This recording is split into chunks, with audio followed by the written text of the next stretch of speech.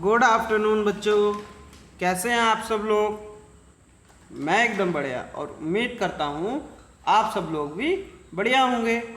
मैं आयुष पुरोहित Navjyoti global school पुटगांव से आप सभी का स्वागत करता हूँ आपके अपने Navjyoti global school YouTube channel में।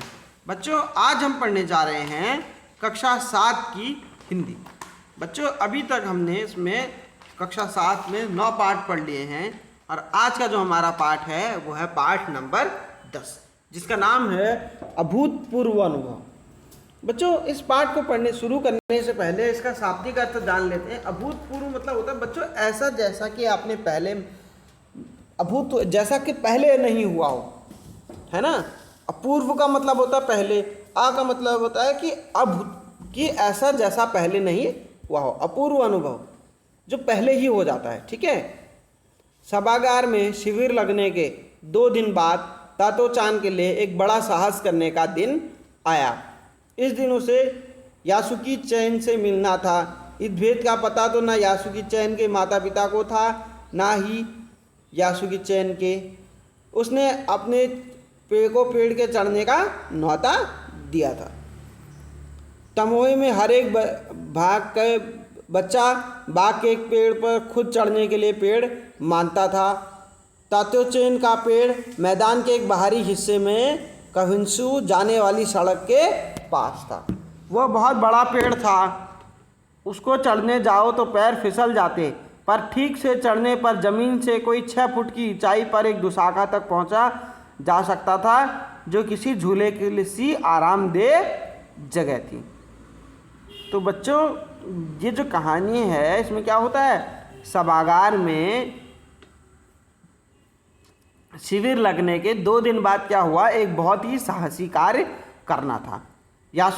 उसे क्या था, उसे यासुकी चान से मिलना था। तो इस बात का पता तातो चान के माता पिता को न था और ना ही यासुकी चान को। दोनों के ही माता पिता को इस बात का पता नहीं था। तो यासुकी चान को अपने पेड़ पर चढ़ने का न्योता दिया था, ठीक है। तमोए का हर एक भाग का बच्चा पेड़ में चढ़ना चाहता था, ठीक है। तो पेड़ ऐसा था कि पेड़ में अगर कोई आदमी चढ़ने की कोशिश करता तो उसका पैर फिसल जाता, पर अगर कोई समझदारी से चढ़े तो 6 फुट ऊपर क्या था, एक दुशाखा थी जो कोई झूले जैसी बड़ी आरामदेह जगह थी। तातो चान अक्सर छुट्टी के समय या स्कूल के बाद ऊपर चढ़ी मिलती। वहाँ वो सामने से दूर आकाश तक या सड़क तक पर नीचे चलते हुए लोगों को देखा करती थी। बच्चे अपने अपने पेड़ को अपनी निजी संपत्ति मानते थे। किसी दूसरे के पेड़ पर चढ़ना हो तो पहले पूरी शिष्टता से माफ़ कीजिए क्या मैं अंदर आ जाऊं पूछना पड़ता था। यासुकी को पोलियो था, इसीलिए वो ना किसी पेड़ पर चढ़ पाता था, ना ही किसी पेड़ को निजी संपत्ति मानता था। अतः तातोचेन ने उसे अपने पेड़ पर आमंत्रित किया था। यह बात उन्होंने किसी से नहीं कही, क्योंकि अगर सुनते तो ज़रूर डांटते। घर से निकलते समय तातोचेन ने अपनी माता से कहा वो यासुकी चेन के घर डेनुफचोफ जा रही है। क्योंकि वह झूठ बोल रही थी, इसीलिए उसने माँ की आंखें नहीं झांकी। वह अपनी नज़र जूतों के फीतों पर ही गड़ाए रही और राखी उसके पीछे पीछे स्टेशन तक आया। जाने से पहले सच बताएं तो बिना चाचो चैन से रहा नहीं गया, ठीक है। तो यासुकी चान एक बच्चा था, यह बच्ची थी जिसे क्या था, एक लड़का था दिख रहा है यहाँ पर, जिसे क्या था, पोलियो था। तो वो किसी पेड़ पर चढ़ नहीं सकता था और ना ही किसी पेड़ को अपनी संपत्ति मानता था। तो वो जो लड़की थी उसने उसे अपने पेड़ पर चढ़ने के लिए कहा था, ठीक है। तो जब लड़की अपने घर से जा रही थी तो वो बताती है कि वो कहाँ जा रही है, क्योंकि अगर वो मम्मी से झूठ बोल रही थी तो क्या करती है, अपनी माँ की आंखों में नहीं देखती है कि कहीं मेरी माँ मेरा झूठ पकड़ ना ले। तब वो कहती है मैं यासुकी चान को अपने पेड़ पर चढ़ने देने वाली हूँ, उसने बताया। जब तातो चान स्कूल पहुँची तो उसके पास तो रेल के पास उसके गले के आसपास हवा उड़ रहा था।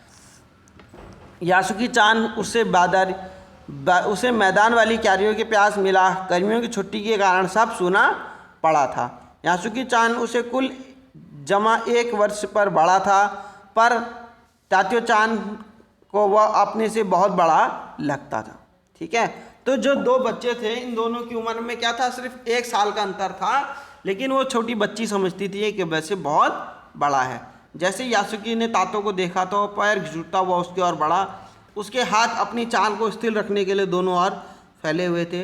तातो बहुत उत्साहित थी कि दोनों आज ऐसा करने वाले थे जिसका भेद किसी को पता ना था। वह उल्लास में ठिठियाकर हंसने लगी। यासुकी चान भी हंसने लगा।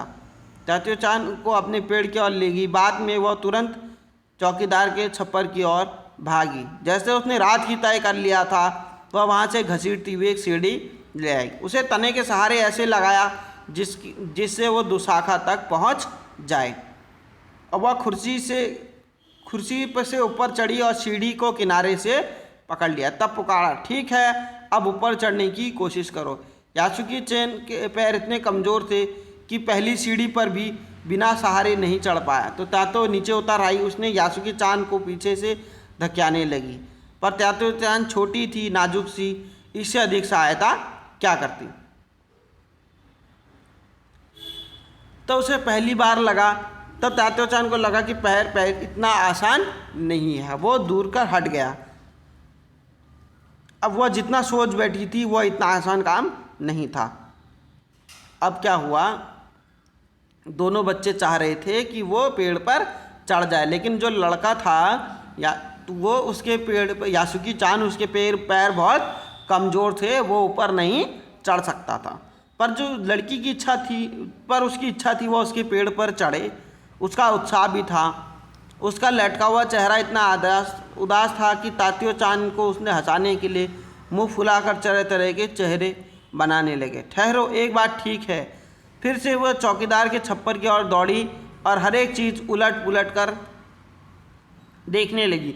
आखिर उसे एक तिपाही सीढ़ी मिली जिसे थामे रहना भी जरूरी नहीं था। ठीक है बच्चों, अब उसे कैसी सीढ़ी मिली? तिपाही सीढ़ी मिली जिसे थामे रहना भी जरूरी नहीं था। वह तिपाही सीढ़ी को घसीट लाई तो अपनी शक्ति पर हैरान रहने लगी और तिपाही सीढ़ी उसने ऊपरी शाखा दुशाखा तक पहुंचा रही थी। देखो, डरना मत, उसने बड़ी बहन की सी आवाज़ में कहा। यह डगमगाएगी नहीं। ठीक है, तो जो बच्ची थी उसने कहा कि तुम डरना मत, ये सीढ़ी जो है डगमगाने वाली नहीं है, ये अच्छे से अटकी हुई है। उसे काफ़ी पसीना आ रहा था। उसने पेड़ की ओर देखा, तब अपने निश्चय के साथ अपना पहला पांव उठाकर सीढ़ी पर रखा। उन दोनों को बिल्कुल भी यह पता न चला कि कितना समय यासुकी चान को ऊपर चढ़ने में लगा। सूरज का ताप उन पर पड़ रहा था। दोनों का ध्यान यासुकी चान के ऊपर पहुंचने में रमा था। तात्यो चान उसे नीचे से एक एक सीढ़ी चढ़ने में मदद कर रही थी। वह उसको अपने सिर से उसके पिछले हिस्से को भी स्थिर करती। यासुकी चान पूरी शक्ति के साथ जूझ रहा था और आखिर वह ऊपर पहुंच गया। उसे अपनी अचानक में मेहनत बेकार लगने लगी। तात्यो चान तो सीढ़ी से छलांग लगाकर दुशाखा पर पहुंच गई, पर यासुकी चान की सीढ़ी से पेड़ पर लाने की हर एक कोशिश बेकार रही। यासुकी थामे तात्यो चान की ओर देखने लगा। तात्यो ने रुलाई छूटने को हुई तो उसने चाहा कि यासुकी अपने पेड़ में आमंत्रित करे, तमाम नई चीज़ें दिखाए। अब क्या हुआ कि उन दोनों की किस्मत, उन दोनों की मेहनत बेकार हो गई थी। वह जैसे ही पेड़ पर पहुँचे उसे क्या लगा कि उसकी सारी मेहनत बेकार हो गई है ना। वो बच्ची तो झट से पेड़ पर पहुँच गई, पर लड़का नहीं पहुँच पा रहा था। पर लड़की को रोना आने लगा। लड़की चाह रही थी कि अगर वो रोएगी तो लड़का भी रो पड़ेगा, इसीलिए उसने रोया नहीं। लड़की चाहती थी कि वो उसे अपने पेड़ पर बैठाकर दूर दूर की चीज़ें दिखाए। यासुकी चान का पोलियो से पिचकी और अकड़ी उंगलियों वाला हाथ अपने हाथ में थाम लिया, जो उसके खुद के हाथ से बड़ा था और उसकी उंगलियां भी लंबी थी। देर तक तात्यो चान का हाथ थामे रही। बोली, तुम लेट जाओ, मैं तुम्हें पेड़ पर खड़े खींचने की कोशिश करती हूँ। उस समय दुशाकर पर खड़ी तात्यो चाचो को पेड़ की ओर खींचने लगी। अगर कोई बड़ा देखता तो डर के मारे चीख उठता। उसे सचमुच जोखिम उठाते ही दिखाई देते। यासुकी पूरा भरोसा था कि वह खुद भी यासुकी-चान के लिए भारी खतरा उठा रही थी। अपने नन्हे हाथों से पूरी ताकत से यासुकी को खींचने लगी। बादल का एक बड़ा टुकड़ा बीच में छाया करके उन्हें कड़कती धूप से बचा रहा था। काफ़ी मेहनत के बाद दोनों आमने सामने पेड़ की शाखा पर थे। पसीने से तरबतर अपने बालों को चेहरे से हटाते हुए तात्यो ने सम्मान से नीचे झुककर कहा, मेरे पेड़ पर तुम्हारा स्वागत है। तो बच्ची ने क्या हुआ, आखिरकार यासुकी को अपने पेड़ पर चढ़ा ही दिया और उसने क्या कहा, पसीने से बेचारी तरबतर हो गई थी और पसीना अपने मुंह से पसीने वाले बाल अपने चेहरे से हटाते हुए उसने क्या कहा कि मेरे पेड़ पर तुम्हारा स्वागत है। यासुकी डाल के सहारे खड़ा था, कुछ झिझकता हुआ वह मुस्काया। तब उसने पूछा, क्या मैं अंदर आ सकता हूँ? उस दिन यासुकी ने दुनिया की एक नई झलक देखी जिसे उसने पहले कभी नहीं देखा था। तो ऐसे होता है पेड़ पर चढ़ना, यासुकी ने खुश होते हुए कहा। तो बड़ी देर तक पेड़ पे बैठे इधर उधर की गप्पे लड़ाते रहे। मेरी बहन अमेरिका में है, उसने बताया। वहाँ एक चीज़ होती है, टेलीविज़न।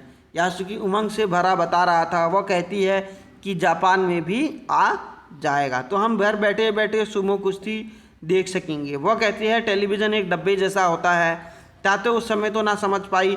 यासुकी के लिए जो कहीं भी दूर चल नहीं सकता था, घर बैठे चीज़ों को देख लेने के क्या अर्थ होंगे। वह तो यह सोच रही थी कि सुमो पहलवान घर में रखें तो किसी डब्बे में कैसे समा जाएगा। तो जो छोटी बच्ची थी उसको यासुकी बताता है, तात्यो को यासुकी बताता है कि मेरी बहन अमेरिका में रहती है और वहाँ क्या होता है, वहाँ टेलीविज़न होता है। टेलीविज़न में आप सारी दुनिया में किसी भी जगह को देख सकते हैं। तो अब वो कहता है कि जल्द ही जापान में भी टेलीविज़न आ जाएगा तो हम घर बैठे बैठे कुश्ती देख सकेंगे। तो तात्यो को ये बात समझ नहीं आती है, तो कहती है कि ऐसा कैसे हो सकता है कि उतना बड़ा सुमो पहलवान उतनी छोटी सी टीवी में कैसे समा सकता है। ठीक है बच्चों, पर उसे बात बड़ी लुभावनी लगी। उन दिनों टेलीविज़न के बारे में कोई नहीं जानता था। पहले यासुकी ने ही तात्यो को उसके बारे में बताया था। पेड़ मानो गीत गा रहे थे, दोनों बहुत खुश थे।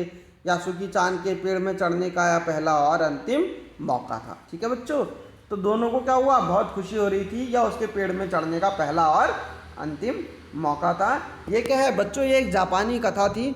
ठीक है, जिसका कई भाषाओं में अनुवाद हो सका है। ठीक है, तो बच्चों इस पाठ से संबंधित प्रश्नों के लिए आप हमें नीचे कमेंट कर सकते हैं। तब तक के लिए मैं आयुष पुरोहित आप सबसे विदा लेता हूँ। आप सभी अपना ध्यान रखें, अपने घर में रहें, सुरक्षित रहें। धन्यवाद।